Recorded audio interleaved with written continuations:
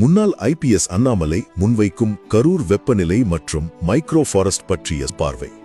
43.4 degree Celsius அப்படிங்கிற ஒரு அதிர்ச்சியான ரியாலிட்டி செக்க பார்த்துட்டு நம்ம ஃபியூச்சரை காப்பாத்த அவர் சொல்ற சிம்பிளான தீர்வை பார்க்கலாம். கரூரோட தற்போதைய நிலை ஒரு பெரிய ஷாக். கரூரோட டெம்பரேச்சர் 43.4 டிகிரி செல்சியஸ் தொட்டிருக்கு. இது துபாய் கிடையாது, நம்ம ஊரு.